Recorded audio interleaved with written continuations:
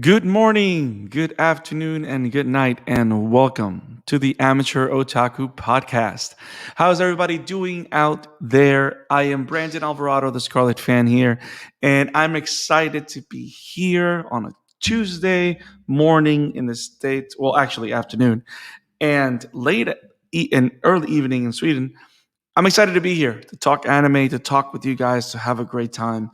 We're back with our review series on the Promised Neverland Season 2 anime. And as always, I'm accompanied by the one, the only, the man, Isaac Wolf. What's up, man?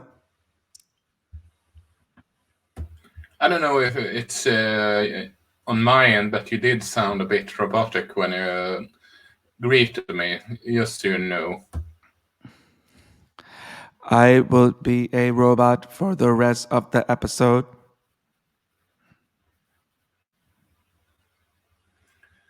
Anyway, it's going good. It's going good. You're really I'm sorry gonna move about on. yesterday, but You're really gonna move on from that? what? I did a horrible robotic impression, and you're just gonna walk away from that. Not worth my time. Wow. Okay, pun master flex. How you been? You been good? Yeah, I'm doing good. I'm sorry for yesterday, but yesterday was my part of why we didn't, we had to postpone. So, but don't you worry, we are here now instead. Yeah. So don't worry. The good thing is that we're staying on schedule. We've done it. We've done it for a while now. We're doing 2 episodes a week, Isaac. It's actually pretty awesome. So we've become pretty consistent. I'm really happy about that, and I just want to keep it up. And we're back here with the series that we've started earlier this year. We're going to follow with it now. We're back to the Promised Neverland, which has become a very crazy topic in the anime world as of yet, especially with the latest 2 episodes. I think.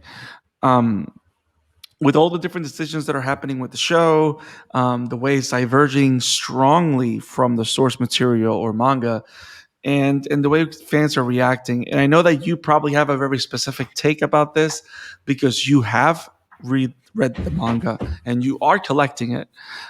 So it's gonna be. I think this is gonna be an interesting episode because you're gonna have a very unique take as a manga reader, and I'm gonna have a unique take as a anime watcher only. So I'm really excited to see how this conversation goes.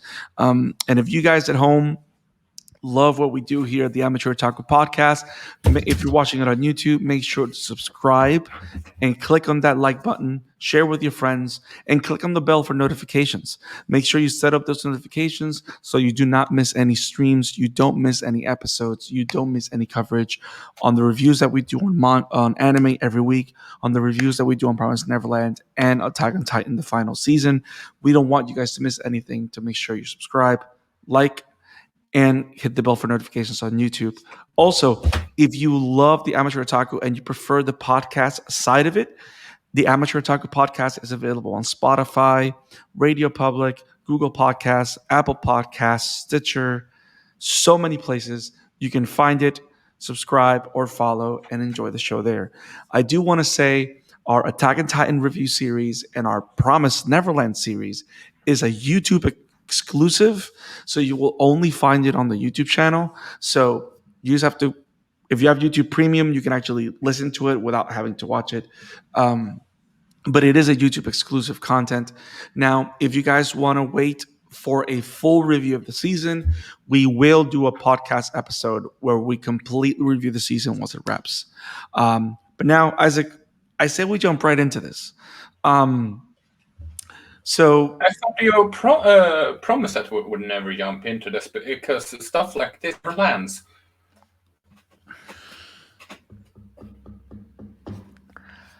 why? You know what? I don't know why I keep sharing my suffering with the puns because you're not going to stop. I don't think you're ever going to stop. Okay.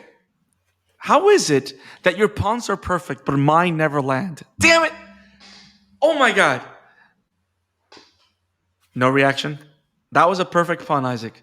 For the first time ever in our almost 2 years of existence, I gave a good pun and I get no Eh, reaction from you. it was mediocre. I hate you. So let's talk about this show. So, do you want to talk about what's happening with the show, or do you want to talk about the episode first? What do you want to talk about first?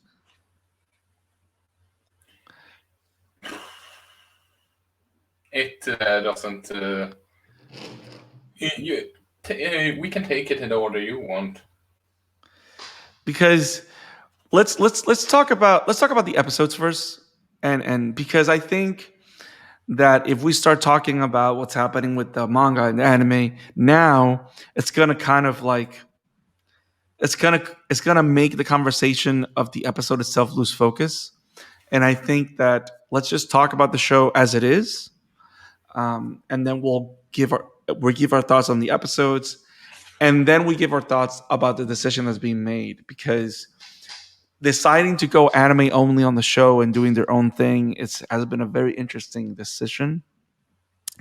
So, but I have my own way of thinking of that, and I know you do too. So let's talk about the episodes. So the first thing I got to say is episode 5 was pretty cool, was pretty awesome. Um, One of the things that struck me as very odd or very weird, and it's the fact that we skipped another year. Did you It, notice that? which makes it even more. Which makes me even more concerned that they are going to literally end this series within this season, depending on how many episodes there will be. Well. That's the interesting thing, though, because they, which we'll see, I'm not going to go into those thoughts yet, but we'll see. I mean, I did like the fact where we found the kids, and the idea that you saw some of the little kids grow a little older, but also the idea of Emma, Ray, Gilda, and what's the other kid's name? Because I know it's Ray, Uh, Gilda. who do you mean? The other one, the other older kid, because you got All right now. you got Gilda, you got Ray, Emma, and there's the other older kid that's with them. Can't recall right now. But yeah, so they're all infiltrating this demon town, um, and and they're trying to get supplies to get food because they're running out of food, and they've been starving. And they're like eating soup and surviving on mere lentils or vegetables and stuff like that. So I find it interesting how these kids, they're surviving in their own way. They But also I like the contrast on the show, which to me is very interesting commentary, because you have the contrast of the kids struggling to find food, right? And then on the other side, you have demons that are living their normal lives that are also struggling to find food. They're also struggling to survive. And it just so happens that the food that nourishes them the most, not just because it's the tastiest, the food that nourishes them the most is human flesh. And I find that to be very interesting, because they made it a point to talk about how apparently demons suffer some kind of degeneration if they don't eat human flesh, um, which I found super interesting because it kind of makes the argument about why they eat each other and stuff like that even more profound to a degree, because it has to do with the survival of species. And it's no longer a thing about, like, the conversation is no longer like they're doing it because they're demons. You know what I mean? It's Does that make sense what I'm saying? Like, Yeah. they're not doing it because they're monsters. They're doing it because apparently the way their biology works, they need human flesh. And that's just the way it is. Which I hope they pay that off in an interesting way as the story moves on. But apart from that, this was a very contained, very tamed episode, really. Um, the only thing that I think stood out to me, apart from that observation, is how Emma is kind of like at her wit's end. You know what I mean? Like Yeah. she's like tired and like kind of losing hope and barely holding together. And which I don't want to talk about the big reveal, quote unquote, at the end of the episode before I hear your thoughts on the episode overall. But I don't want to jump into the anime only stuff right now. I want to focus on that as the episode. You watching the episode, understanding that the anime is its own thing. What were your thoughts of the episode? I mean, how should I put it? If you look at it from a adaptation perspective, I wouldn't call this a good adaptation, so to speak, because I'm checking. Was just while you were talking a bit, I was checking, going through the manga a little quick, and for example, when they are in the shelter, they are never agree. The only one they are greeted to is the phone call. Yeah, Right? yeah, the William Minerva recording or whatever. Yeah, but in the manga, a guy, one of the characters that I mentioned that they pretty much ditched, is not there, and he is the one that greets them. Minerva is not nowhere to be found, which makes me even more sure that they are gonna skip Golipon arc, which is the which is arguably the most popular arc in the entire manga. Okay.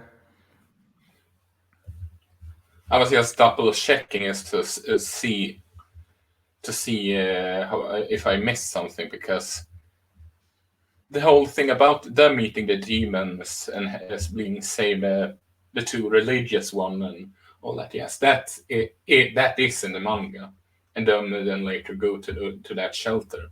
That is in the manga, but just the whole thing about missing out on Hugo, and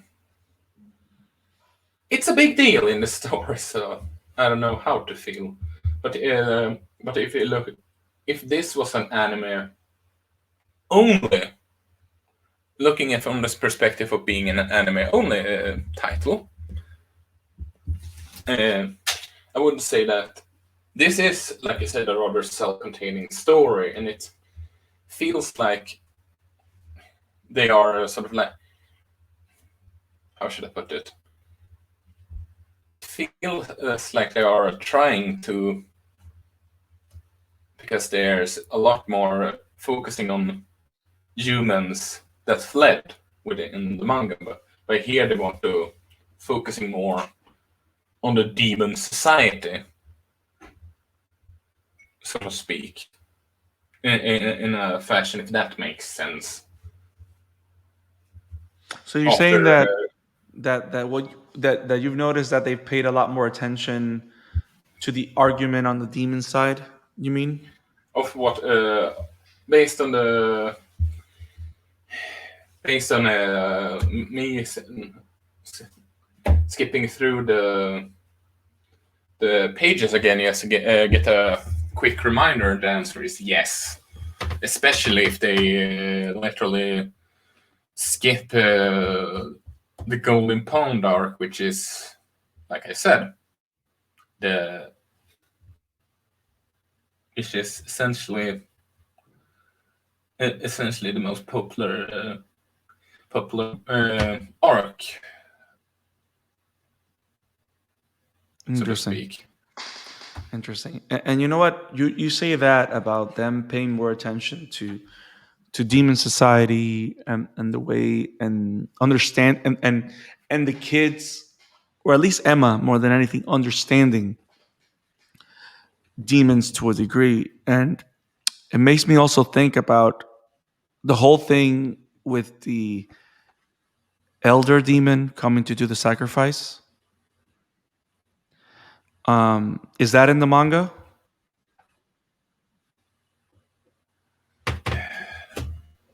That you remember? If it is, I don't have that volume. No, that's fine. If it So is, I don't have the volume. So pretty much, and I think based on what you're saying, the idea that we see like demons degenerating because they don't eat flesh, that's one. And two, you have this demon like praying for his family and like wanting their family to survive. And Emma kind of like analyzing and digesting that idea and going like, just like us, demons have families. Demons have people that they care about, people that they want to survive. You know what I mean? Yeah. And I find that very interesting. How Demon Society also has hierarchies, because you hear from these guys that end up chasing Emma, Ray, Tommy, and Lanyon, and Gilda. Um, they don't have access to the best food because they're not of noble status, because they are poor. So that's the reason why, they, at least the kids, suffer more apparently, because they don't eat flesh or stuff like that. But yeah, I think maybe that may be part of the argument here, and the idea of how the different societies survive, and the different areas of that. I'm surprised that after was it episode 4? I'm surprised that we haven't seen Mama again, when she was supposed to be hunting the kids. And technically it's been a year. No, correction. It's been 6 months, I think, since they left the shelter. It's been a year since they left it's been like 2 years since they left the farm. It's been 6 months since they left the shelter, something like that. But time is moving very briskly. So I just want to see Mama again, because I think she's, whatever they're going to do with her, I'm really excited to see what that is. But let's talk about. To some degree, it feels like because the mangaka is involved with this adaptation, and it sort of feels like he how should I put it?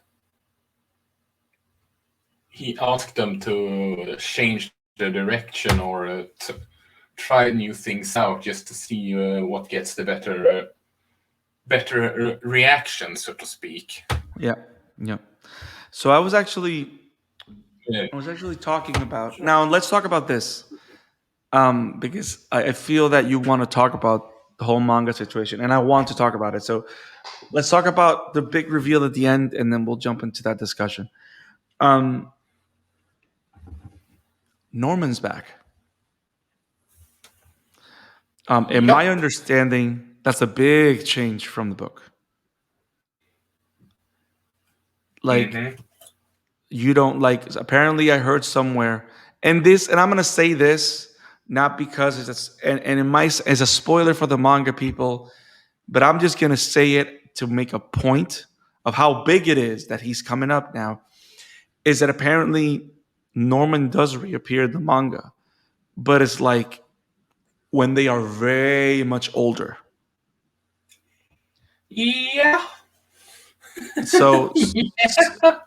so this is a Which, big departure. So which again, which is why I from here on out is going to look from at this series as its own thing instead of an right, adaptation in my book. right, which it is. Which in my understanding, that's the official statement. I think from the creators at this point that it is anime only, that they're doing their own thing. Which Which is a which by the way, goddamn shame considering there is so much good stuff in well, the well, and the that's month. and that's where I want to hear your. That's where we're gonna have this conversation. You say it's a shame, um, and I understand where that's coming from. Um, but at the same time, I'm excited that Norman's back. I'm excited that he's there. I'm excited that he's apparently with people that have skills to kill demons, because apparently that's a thing now. We don't know if the people that he's with are demons themselves or if they are actual humans. We don't know. Let me put it like this. For example, the Goldipon arc that I'm talking about, talked about a lot. Some might actually compare it to the Saijin arc in Dragon Ball, where Son Goku is learning that he is an alien instead of a human with special abilities. To some degree. As in when he's training with Kamisama? As in, he needs... as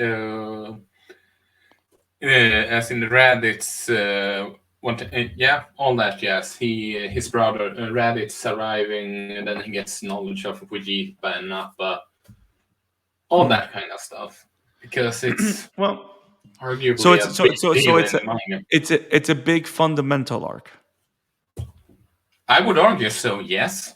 Yeah, because that Raditz arc, that whole arc set the tone for what Dragon Ball Z was. Like Dragon Ball Z is saying like, "Hey guys, we're changing the game. We're leaving Earth." That's literally what that means. And in Super, they're leaving the universe. Yeah. So now, before we continue, because I want us to finish the conversation on the show. Um, are you excited that Norman's back?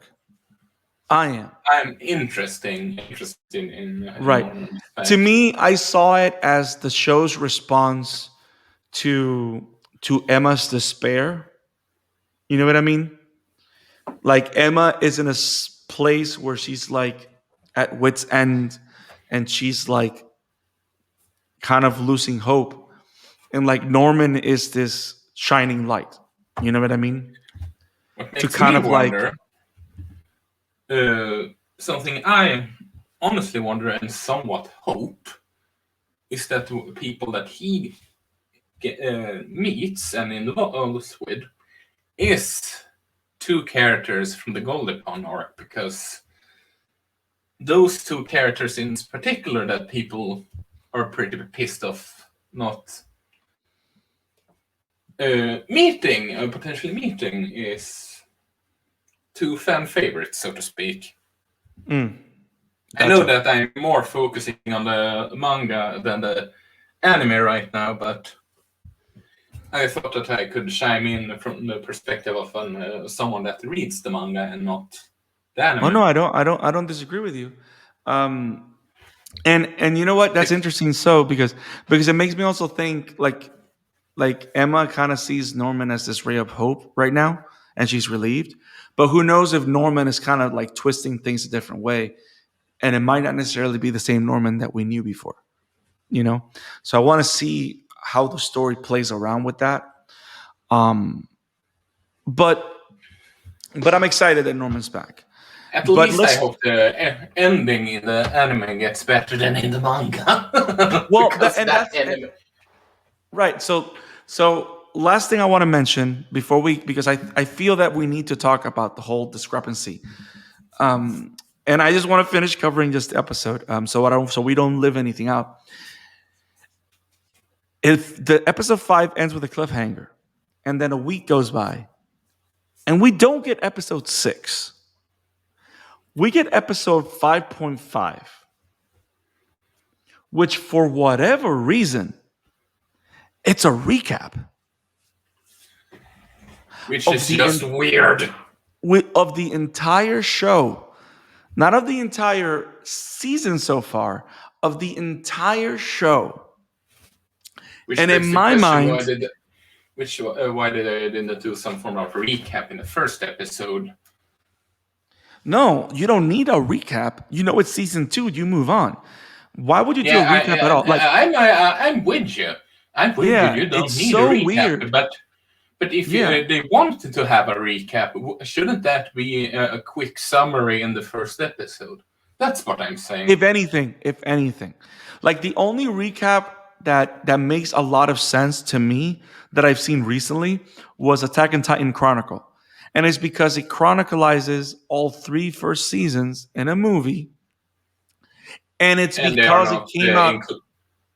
it came out separately and not within the series. That's one, and two, they did it because the final season was premiering. And a lot of very popular shows do these OVAs. It's very common to do these OVAs where they recap the main story, you know? So it was really weird. Like to me in my mind, I'm like, why are you giving me a recap?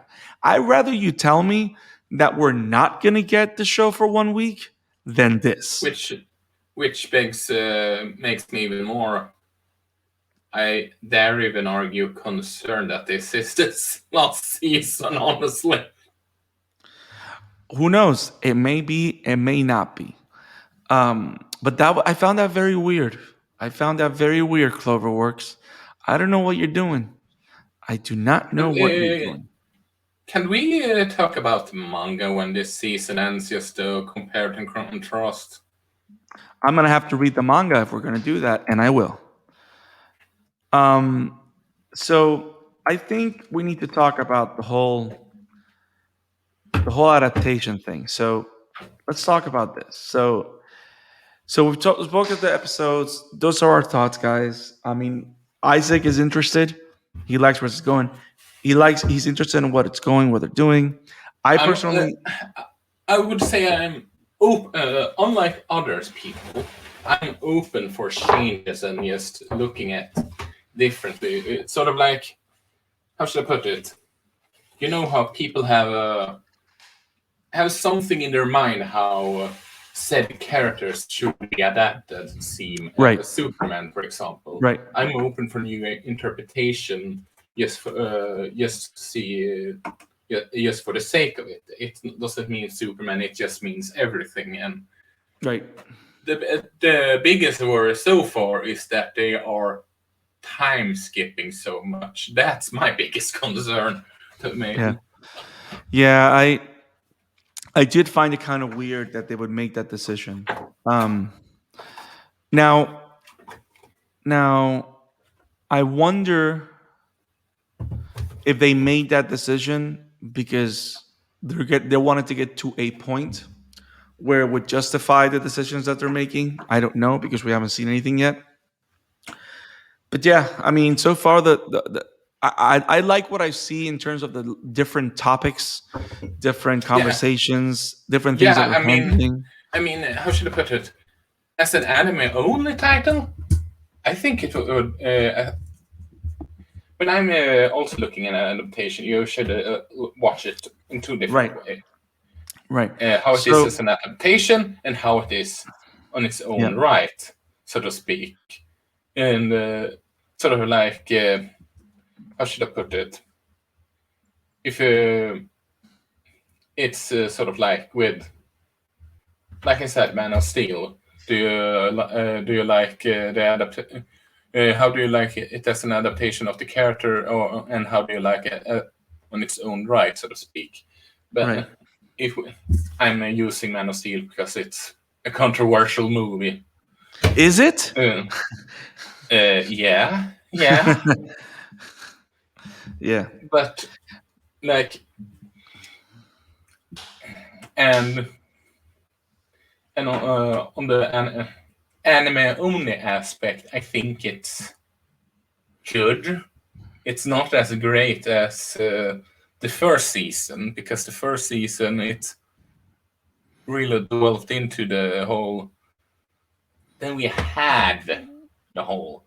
Oh, we need to plan the escape. It's horror. How do we focus on it? How are they going to escape? Yeah. So to speak. Where, yeah. Okay, sorry, folks. This is all over the place, but No, because it is kind of daunting because um now that we've finished talking about the episodes and we want to see what we talked about, we thought, what we liked. Let's focus on. This is a very important conversation to have, especially now, being that the show went on break without telling us, right? which is even weirder. Yeah. So let's have this conversation. So correct me if I'm wrong. The first season was a very faithful manga adaptation, correct? Yeah, it's an extremely faithful adaptation. Okay. And So, hmm? I was go on. So it makes me think, like the first big thing, like what you mentioned, that like episode 1 and 2 kind of skipped like 50 chapters, which probably covers what you said is the Goldie Pond arc, which I've seen a lot of people like It's talk about being the high point of the entire manga. Yep, Golden Point arc is fantastic. So what makes me think about all this is They are doing the Golden Point arc after when they are arriving at the shelter. They are meeting up with the monsters first. Then they're in the shelter, but unlike the phone call, they're greeting to a guy that they are calling Mister, who is a key player within the Golden Pawn arc. So that's one of the bigger difference here. That's where they are splitting up, so to speak. yeah, and what makes me also think is the idea of, because you know that authors always have multiple drafts of something, right? So who knows if the author, the mangaka, was giving the ability to say, you know what, I actually had another take on this. I had another strain that I wanted to explore, but I didn't. So what if Although, you let me do this now? So now yeah, we have two versions from the same mangaka of the way he wanted to direct the story. And yeah, and maybe because and maybe through doing that, he's not necessarily eliminating portions, but he's reorganizing portions. And yeah, then maybe Mister and all those, maybe Norman found those people. I don't know. it could be right, and we'll see. And not only that, it's like you cannot blame an author for taking the opportunity to do something different or what he thinks could be better if they are giving that opportunity. You know what I mean? Uh, You yeah, I get you what know, you you mean. can't really blame them. And I think the biggest problem that we have online is that people are hating on this on the anime because it's drifting away from the manga. And I get it, but at the Um, same time, if you kind of been told already that it's considered anime only, then the only way you can really watch it is by letting go of the manga. The only way you can really try to enjoy it or criticize it really is by not comparing it directly I just as an don't get why, adaptation. I just don't get why they're doing this. Well, that's the If thing. I guess we'll see. Um, they may be just reorganizing things in a certain way. It also might be if they are reorganizing as opposed to changing everything, because they are changing things. Like, for example, I'm very excited, and I think a lot of people are excited also about the whole mama plot. Like, that wasn't on the manga. So I really hope that plays out and it's awesome.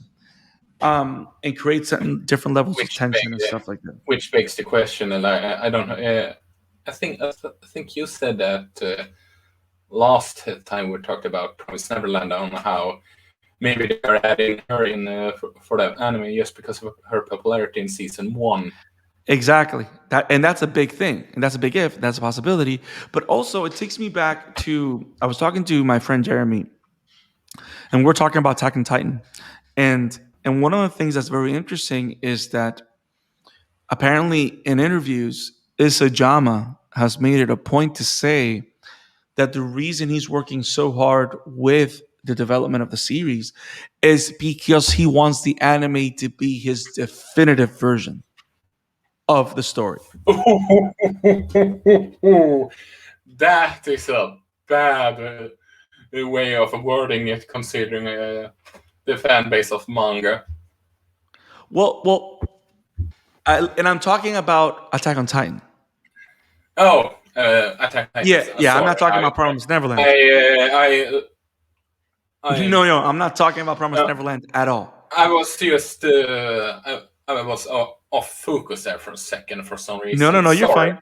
But that's what Isayama says. Like, he wants the anime to be the definitive version of the story, which is why yes, in and it comparison. shows, especially how he moves certain things around but are still there, and like the whole Emir plot, how he reorganized it. I think it was perfect. At least the Emir, the first Emir, not the one that will. I'm gonna shut up now. So I was about to spoil something. I'm not gonna do it. But I'm not saying that that's what's happening with Promised Neverland.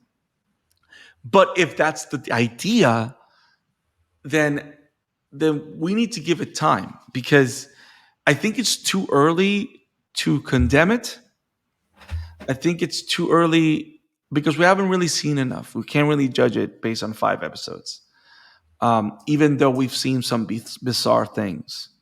But hopefully, it pays off. Yeah, Let me. definitely.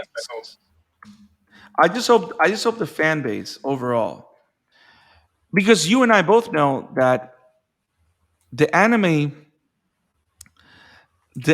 only. Let me see.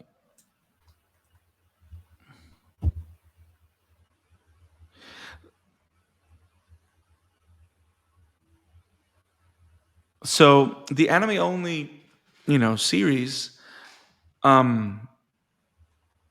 It's too early for us to judge it. And for people like me that watch the anime alone, like I have not read the book.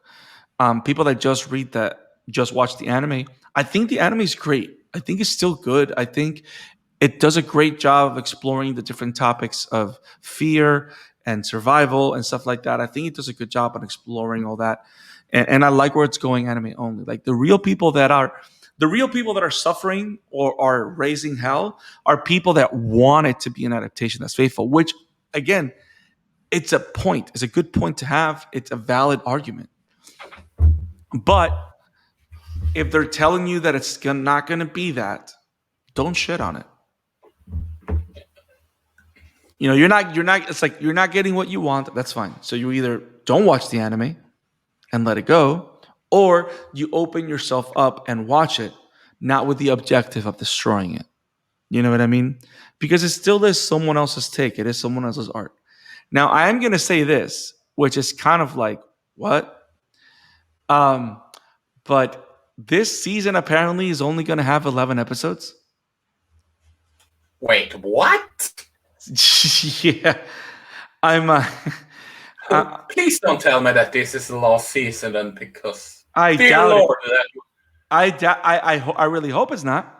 But I'm kind of researching a little bit, and it kind of says that it's going to have 11 episodes, which is a really weird count. Like, it feels like we're going to do half a season and that's it. Yeah, it's kind of weird. It is kind of weird for it to be like just 11 episodes. Um, but yeah, I guess we'll see. We'll see where it goes. We'll see what they do. Um, I mean, you can't imagine that they're trying to sabotage this IP. I don't think that's what's happening because like this IP has blown up over the last couple of years.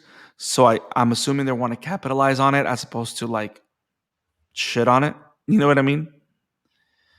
Like, but that being said, Tokyo Ghoul was super big and they destroyed the anime. That's a different story.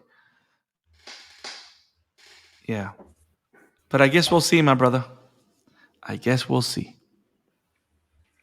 And again, sorry that this episode have been all over the place, but considering it's the episode quote unquote 6 was a recap, there wasn't much to go on. No. It's not episode 6. It's episode 5.5. Yeah, that's why I said in because we're gonna have legitimate episode 6. Mark because we thought it was gonna be episode 6, but it's that's what I meant. Yeah. But yeah, I guess we'll see. I guess we will see, sir. So Isaac, I think that's our conversation. Those are our thoughts on Promised Neverland 5 and 5.5. What our thoughts on what's going on with the season as a whole. We will see you in 2 weeks, guys, where we'll cover the show again. And in the meantime, subscribe to the YouTube channel. Check out our reviews on other animes, our show on Attack on Titan, and listen to the podcast. Amateur Otaku Podcast is available on Spotify, Radio Public, Google Podcasts, Apple Podcasts, Stitcher, wherever podcasts are found. If you have any shows that you would like to recommend to us, send us your recommendations because we cover audience recommendations. We're watching Vinland Saga, so we can cover. That was a recommendation for our subscriber JJ. And tonight at 7:45 p.m. Eastern Standard Time, we're going to be talking about a recommendation from Isaac's sister. And it's going to be the first season of Snow White with the red hair. Charming anime. Great stuff. And we're really excited to talk about it. So if you guys want to hear our thoughts on the show, join us tonight at 7:45 Eastern Standard Time, where we'll talk about Snow White with the red hair. In the meantime, Isaac, where can our people find you? I can promise you that you can find me over at Twitter on Emblemmaniac, and you can see my work that Landis never failed on Woban Entertainment. Oh my God! Stop! Never. What are you doing? Okay, and you can find me on Twitter at the Scalar. Wow. And you can find me on Twitter at the Scarlet Fan 52. You can find me on Instagram at the Scarlet Fan 52. And you can find me on Facebook, Brandon Alvarado. I got music. I got thoughts, ideas, things that I'm reading. Interact with me. Interact with Isaac. Let us know your Gracie anime thoughts. And let us know what would you like us to cover. If you have any thoughts or comments or questions or things to recommend, send it to us. We will cover on the show. What we want to do is start conversations about great anime with you guys and with others so that others find the shows that fit for them because we want people to watch anime all over because it's awesome. Have it awesome, guys. See you tonight. Peace. Peace.